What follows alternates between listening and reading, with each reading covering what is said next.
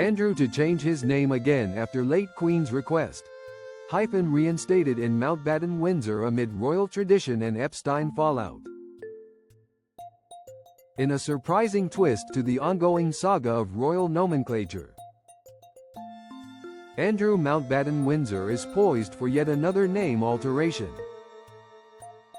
with Buckingham Palace set to reinstate the hyphen, transforming it to Andrew Mountbatten-Windsor. This subtle but significant shift aligns with the late Queen Elizabeth II's explicit wishes, as outlined in a pivotal 1960 Privy Council declaration, and underscores the monarchy's commitment to historical precedent even amid profound personal disgrace. GB News understands that the change stems from a meticulous review of official documents, prompted by historians who flagged the unhyphenated version as a deviation from tradition. Especially poignant given Andrew's recent stripping of princely titles on October 30, 2025. The former Duke of York, now 65 and entangled in the shadows of his friendship with the late convicted sex offender Jeffrey Epstein, had initially been renamed Andrew Mountbatten-Windsor, without the hyphen, a styling reportedly at his personal request, sparking immediate confusion among royal watchers and experts who viewed it as an anomalous break from family convention. The reinstatement, expected to be formalized imminently, honors the Queen's amendment to her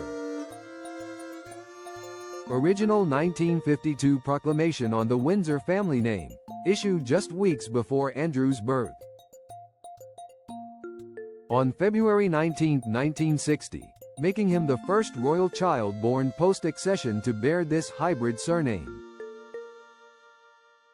Published in the London Gazette on February 19, 1960, the declaration reads in part,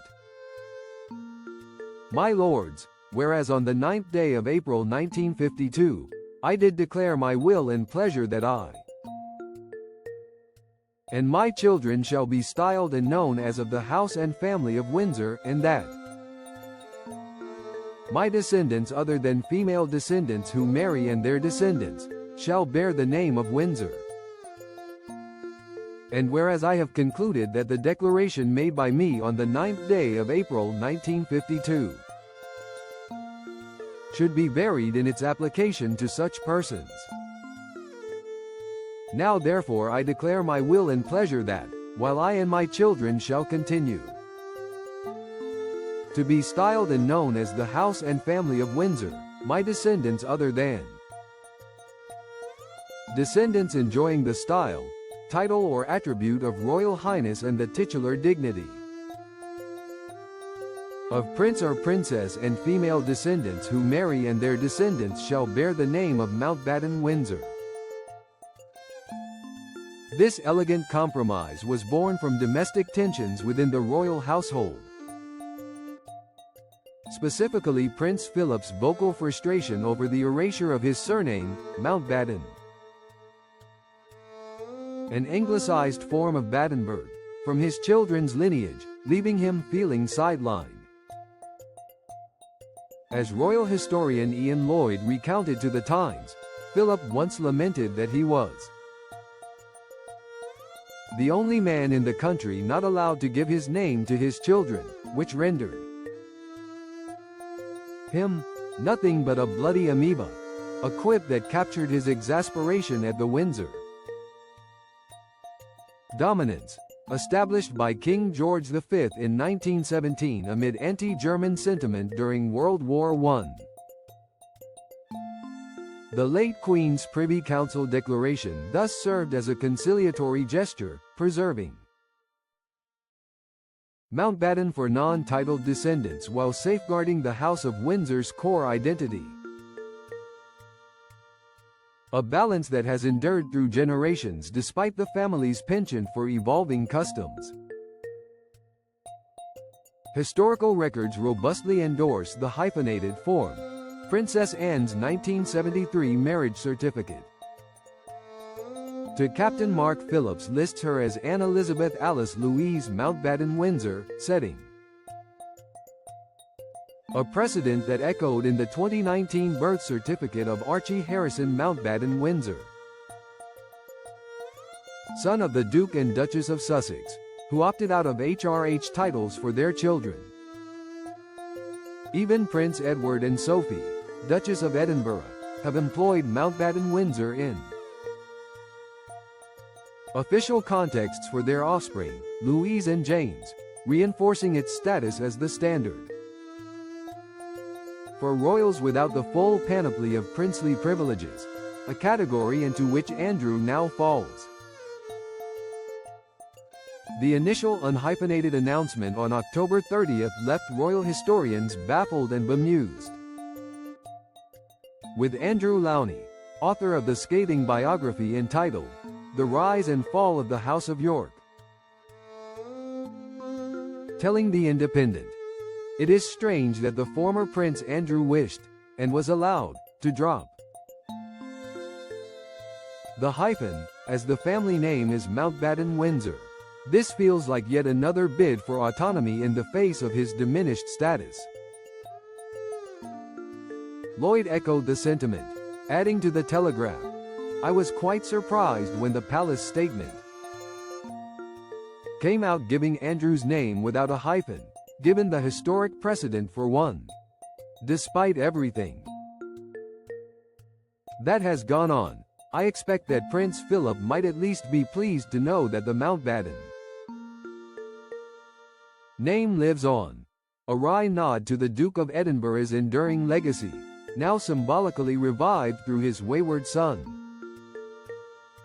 This name tweak arrives against a backdrop of seismic upheaval for Andrew, whose Epstein ties, detailed in Virginia Giuffre's explosive 2025 memoir and resurfaced court documents, have reignited public outrage, culminating in King Charles III's decisive action to sever fraternal ties. No longer permitted to use Prince, His Royal Highness, Duke of York, Earl of Inverness, or Baron Killyleagh, Andrew has also forfeited the Order of the Garter and Knight Grand Cross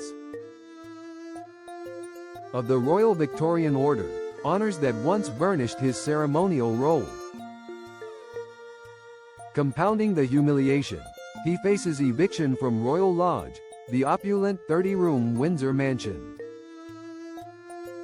he's called home since 2003 alongside ex-wife Sarah Ferguson, who has since reverted to her maiden name and relocated independently, leaving Andrew to contemplate a more modest future at Sandringham or beyond. Yet daughters Princess Beatrice, 37, and Princess Eugenie, 35, non-working royals by choice, retain their titles as grandchildren of the sovereign, per George V's 1917 letters patent, shielding them from their father's reputational storm while navigating their own paths in philanthropy and business. The palace's pivot to the hyphenated surname signals a broader recalibration, honoring Elizabeth II's vision of unity and equity in naming, even as it subtly distances the institution from Andrew's scandals, ensuring Mountbatten Windsor endures not as a badge of privilege, but a thread in the royal tapestry. As the Windsors grapple with modernization, slimmed-down duties, health trials, and Epstein's long shadow, this quiet correction whispers of resilience. Traditions bend, but rarely break, in the ever-watchful gaze of history and the public eye.